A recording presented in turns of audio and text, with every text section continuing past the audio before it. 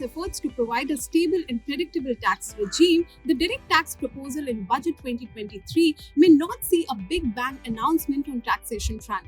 However, it could propose tweaking a not so popular tax regime to make it attractive for taxpayers.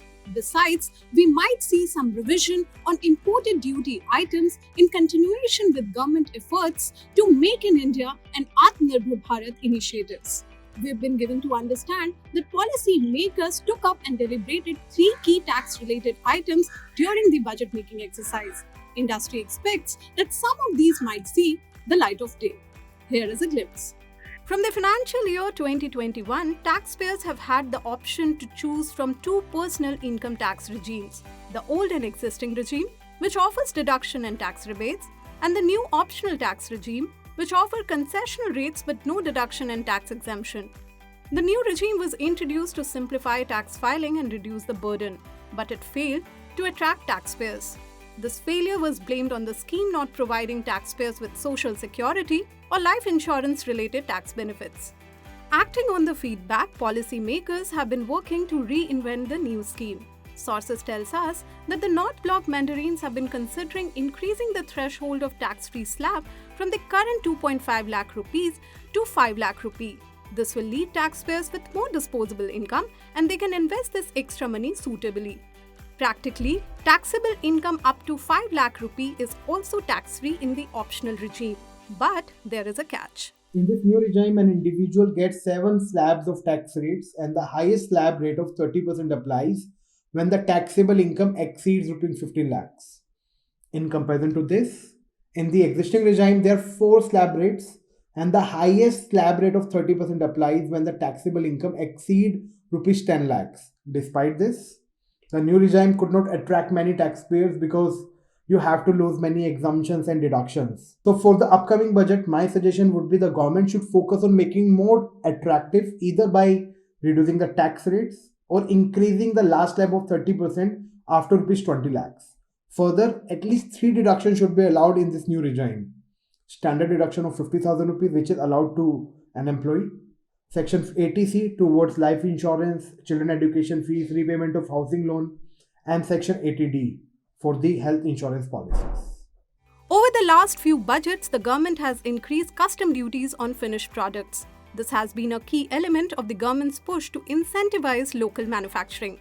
Budget 2023 might follow similar trends. Officials hinted that the government might increase import duties in sectors where production-linked incentives are being considered.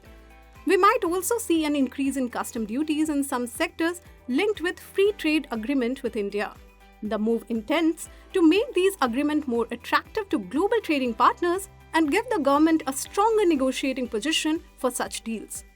Meanwhile, the government is unlikely to restore duty concession on nearly 400 items. These items include capital goods, farm products, medical devices, and textiles.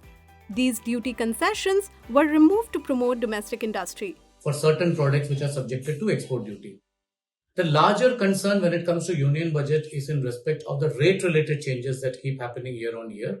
This year also is no exception. While a lot of customs duty exemptions have been weeded out over the previous years, we can expect to see some changes in the union budget, largely driven by the fact that there are some FTAs that we have recently signed and some FTAs that are in the process of being signed.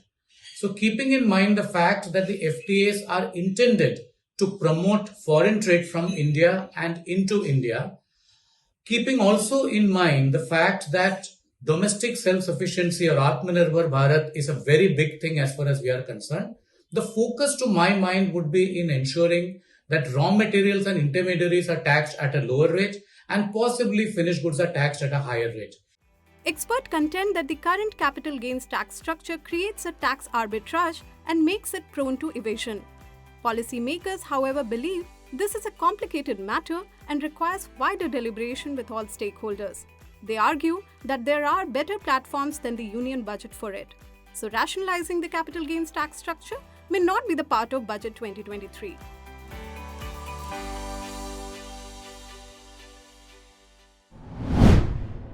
If you like this video, share it and subscribe to Business Standard. For more news, views, and insights, log on to www.business-standard.com. Do also follow us on YouTube, Twitter, Facebook, Instagram, Telegram, and LinkedIn.